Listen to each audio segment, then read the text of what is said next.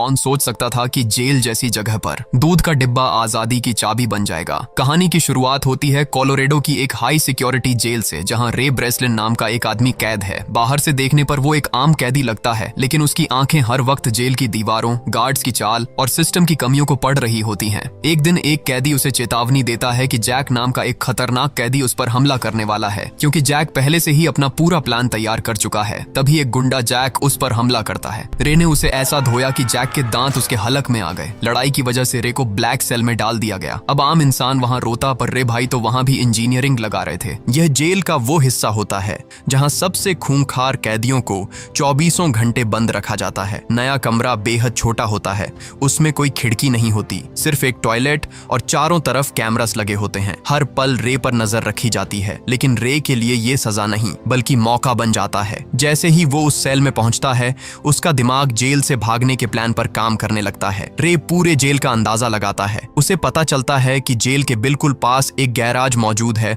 और दोनों जगहों पर गार्ड्स की संख्या भी ज्यादा नहीं है। अगले कुछ दिनों तक वो चुपचाप हर गार्ड की रूटीन को बारीकी से ऑब्जर्व करता है। तभी उसे एक अहम बात समझ आती है कि गार्ड्स हर दिन ठीक 7 मिनट के लिए सिगरेट पीने बाहर जाते हैं और उस वक्त निगरानी सबसे कमजोर होती है। अब रे को सिर्फ एक चीज चाहिए होती है, अपने सेल के दरवाजे का पासकोड। एक दिन खाने के साथ आए दूध के पैकेट को खोलते हुए वो उससे एक पतली प्लास्टिक शीट निकाल लेता है। मौका मिलते ही वो उस शीट को पासवर्ड स्क्रीन पर सावधानी से चिपका देता है। जब गार्ड कोड डालता है, उसकी उंगलियों के निशान उस शीट पर साफ रह जाते हैं।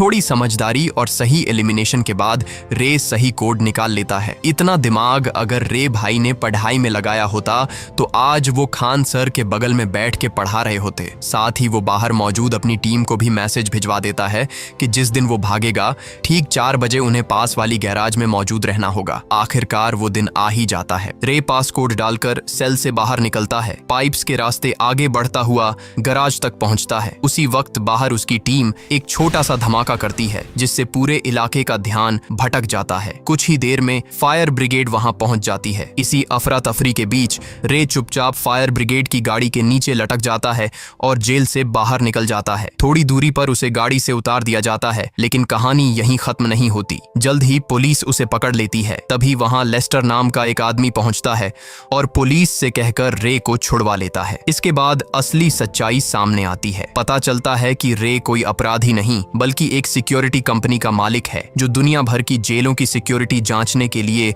खुद कैदी बनता है। वो जेल से भागकर ये साबित करता है कि सिस्टम में कहां-कहां सुधार की जरूरत है। रे इतनी जेलों से भाग चुका होता है कि लोग कहने लगते हैं कि ये आदमी किसी भी जेल से निकल सकता है। करीब 5 महीने बाद रे अपने ऑफिस लौटता है। वहां वो एक आसान सा गेम खेलकर अपने दोस्तों को खुश करता है। तभी उसका पार्टनर लेस्टर उसकी मुलाकात जेसिका नाम की एक लड़की से कराता है। जेसिका चाहती है कि रे दुनिया की सबसे गुप्त और सबसे कड़ी सिक्योरिटी वाली जेल की जांच करे। उसकी शर्त ये होती है कि ना जेल का नाम बताया जाएगा, ना उसकी लोकेशन। इस मिशन के बदले वो लाखों डॉलर देने को तैयार होती है। रे को यह डील सही नहीं लगती, लेकिन लेस्टर के काफी समझाने पर वो आखिरकार मान जाता है। मिशन से पहले रे की पहचान बदल दी जाती है और उसके शरीर में एक ट्रैकिंग डिवाइस भी लगाया जाता है। प्लान के मुताबिक उसे जानबूझकर अरेस्ट किया जाना होता है, लेकिन अचानक रास्ते में कुछ लोग उसे अगवा कर लेते हैं, बेहोश कर देते हैं और बड़ी सफाई से उसके शरीर से ट्रैकिंग डिवाइस निकाल देते हैं। जब रे की आंख खुलती है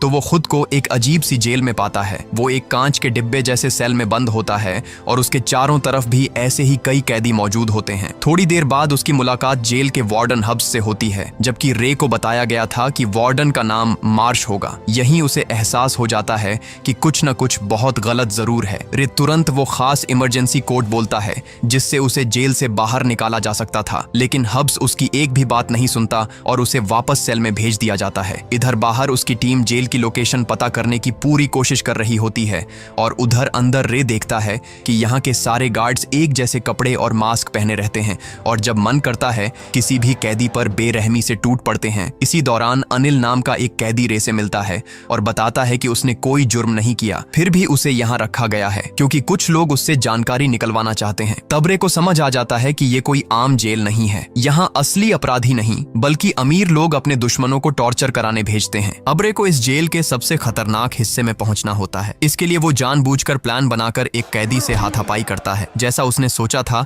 वैसा ही होता है और उसे खूंखार कैदियों वाले खास कमरों में बंद कर दिया जाता है। ये कमरे अपने आप में किसी टॉर्चर से कम नहीं होते। अंदर का तापमान इतना ज्यादा होता है कि किसी भी इंसान के लिए वहां रहना मुश्किल हो जाता है। उस टॉर्चर रूम का तापमान इतना ज्यादा होता है कि इंसानी शरीर कुछ ही देर में जवाब देने लगे। ऊपर से तेज सफेद रोशनी सीधे आंखों पर पड़ती है, जिससे कुछ ही मिनटों में चक्कर आने लगते हैं। बाहर कंट्रोल रूम में बैठा वार्डन कैमरों के जरिए यह सब देख रहा होता है और इस अमानवीय खेल का मजा ले रहा होता है। अगले दिन जेल का डॉक्टर काइली जैन रे को चेक करने आता है। उसकी हालत देखकर डॉक्टर के चेहरे पर थोड़ी नरमी जरूर आती है, लेकिन जब रे उससे इस जेल की लोकेशन के बारे में पूछता है तो वह साफ इनकार कर देता है। कुछ देर बाद रे और उसके साथी को उस टॉर्चर रूम से बाहर निकाल लिया जाता है। इसी दौरान रे एक अहम बात नोट कर लेता है। कमरे का फर्श एल्यूमिनियम का नहीं बल्कि ठोस स्टील का बना हुआ है। बाहर आते ही रे अपने साथी से मेटल की एक मजबूत पट्टी लाने को कहता है ताकि फर्श में लगे नट बोल्ट खोले जा सकें, लेकिन उसी वक्त उसके साथी को वार्डन के सामने ले जाया जाता है और उससे एक बार फिर उसके पुराने कनेक्शंस के बारे में पूछताछ की जाती है। जब वो कुछ भी बताने से इनकार करता है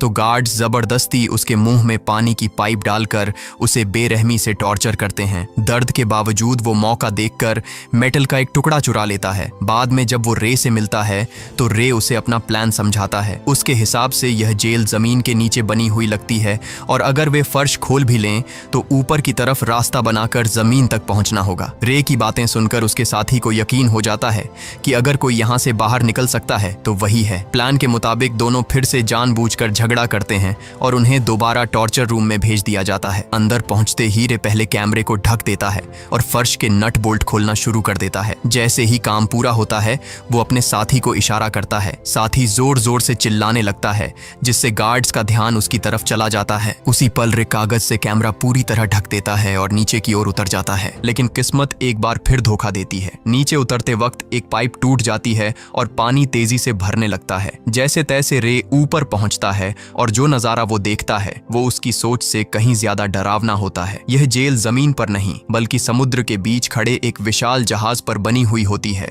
अंदर पानी फैलने लगता है। हालात बिगड़ते देख रे चुपचाप अपने सेल में वापस लौट आता है। इधर बाहर रे की टीम लेस्टर से संपर्क करती है। तभी पता चलता है कि इस मिशन के लिए दिया गया चेक बाउंस हो चुका है और जेसिका का कोई अता पता नहीं है। शक की सुई सीधी लेस्टर पर जाती है। कुछ ही देर में सच्चाई सामने आ जाती है। लेस्टर अकेले ही पूरी कंपनी का मालिक बनना चाहता था, इसीलिए उसने जानबूझकर यह फर्जी डील रची और रे को हमेशा के लिए इस जेल में फंसा दिया। इतना ही नहीं, उसने वार्डन को फोन करके साफ कह दिया था कि रे को यहीं उम्र भर कैद रखा जाए। उधर रे और उसका साथी अब यह समझ चुके होते हैं कि यहाँ से निकलने के लिए सबसे जरूरी चीज है जेल की सही लोकेशन। रे डॉक्टर से मदद मांगने की कोशिश करता है, लेकिन डॉक्टर फिर भी कुछ नहीं बताता। मजबूर होकर रे जुगाड़ लगाता है। वो चोरी छिपे गद्दा निकालता है और उससे एक देसी सा सेक्सटेंट तैयार करता है जिससे दिशा और लोकेशन के पॉइंट्स निकाले जा सके। इसके लिए उसे जहाज के ऊपरी हिस्से तक पहुंचना होता है। इसी काम में उसकी मुलाकात जावेद नाम के एक कैदी से होती है। जावेद वार्डन के सामने जासूस बनने का नाटक करता है और बदले में खुली हवा में नमाज पढ़ने की इजाजत मांगता है। अनजान वार्डन हामी भर देता है। उसी मौके का फायदा उठाकर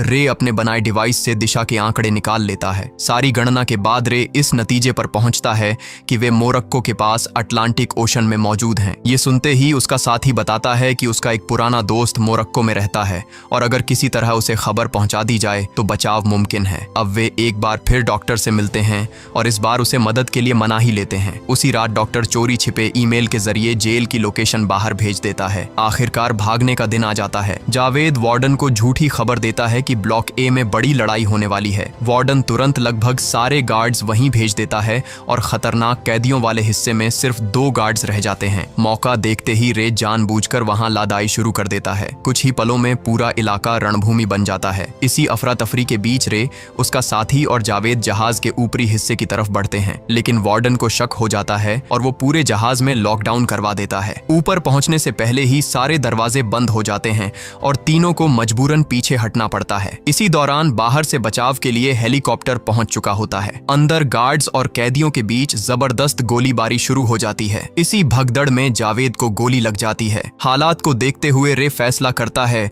कि अब कंट्रोल रूम तक पहुंचकर पूरे जहाज की बिजली काटनी ही होगी। रे समझ जाता है कि अगर जहाज की बिजली काट दी जाए तो ऊपर का लॉक किया हुआ दरवाजा दोबारा खुल सकता है। वो अपने साथी से कहता है कि जावेद का ध्यान रखे और खुद कंट्रोल रूम की तरफ बढ़ जाता है। तभी जावेद एक आखिरी फैसला लेता है। उसे अंदाजा होता है कि वो ज्यादा देर जिंदा नहीं रह पाएगा, इसलिए वो अनिल को भी आगे बढ़ने के लिए कह देता है। हालात ऐसे बन जाते हैं कि मजबूरी में उसके साथी को जावेद को वहीं छोड़कर भागना पड़ता है। कुछ ही देर बाद गार्ड्स जावेद को गोली मार देते हैं, लेकिन उसकी कुर्बानी बेकार नहीं जाती। इसी बीच रे आखिरकार जहाज की पूरी बिजली काटने में कामयाब हो जाता है। ऊपर लॉक किया हुआ रास्ता खुल जाता है और उसका साथी भागते हुए डेक तक पहुंच जाता है, जहां उसका दोस्त हेलीकॉप्टर के साथ पहले से इंतजार कर रहा होता है। पीछे से जेल के गार्ड्स लगातार फायरिंग करते रहते हैं, लेकिन वो हार नहीं मानते और पूरी ताकत से रे के बाहर आने का इंतजार करते हैं। उधर रे खुद एक नई मुसीबत में फंस जाता है। गार्ड्स की तलाशी से बचने के लिए वो पानी के एक बड़े टैंक में छिप जाता है, लेकिन वार्डन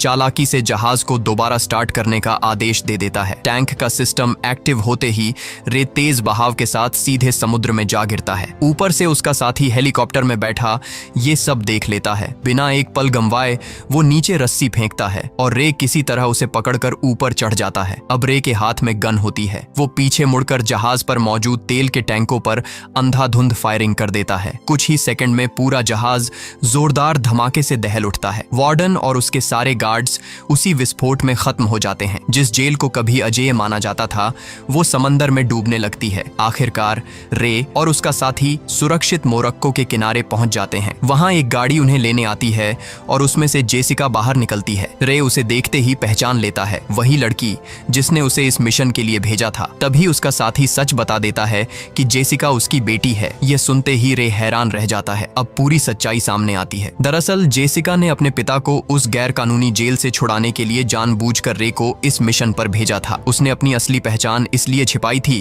ताकि उसके दुश्मन उसे नुकसान न पहुंचा सकें। जाते जाते वो रे को लेस्टर की गद्दारी के बारे में भी बता देती है, कैसे लेस्टर ने लालच में आकर वार्डन से हाथ मिलाया और अगर रे इस जेल से कभी बाहर नहीं निकल पाता तो वही इस जेल का सीईओ बनने वाला था। कुछ समय बाद रे एबिगेल और हैश से मिलता है, जहां ये खुलासा होता है कि लेस्टर को सच में वही ऑफर दिया गया था, लेकिन अब खेल पलट चुका होता है। जैसे ही लेस्टर को पता चलता है कि रे जिंदा बाहर निकल आया है, वो घबराकर भागने की कोशिश करता है। तभी रास्ते में उसकी गाड़ी पर हमला हो जाता है। जब लेस्टर की आंख खुलती है तो वो खुद को उसी गाड़ी में बैठा पाता है, लेकिन उसे ये नहीं पता होता कि वो गाड़ी अब एक ऐसे जहाज में पहुंच चुकी है जो हजारों कंटेनरों से भरा हुआ है। जहाज कहां जा रहा है ये कोई नहीं जानता और शायद लेस्टर को कभी पता भी नहीं चलेगा। इसी रहस्यमयी मोड़ के साथ इस जबरदस्त फिल्म का अंत होता है। अगर आप रे की जगह होते, क्या लेस्टर को माफ कर देते या उसे उसी जेल में सड़ा देते? क्या गद्दारी की सजा मौत से भी बड़ी होनी चाहिए? नीचे कमेंट में जरूर बताइए, माफ या सजा, आप क्या चुनते? और ऐसी ही दिमाग घुमा देने वाली कहानियों के लिए फिल्म माँ को सब्सक्राइब करना मत भूलना।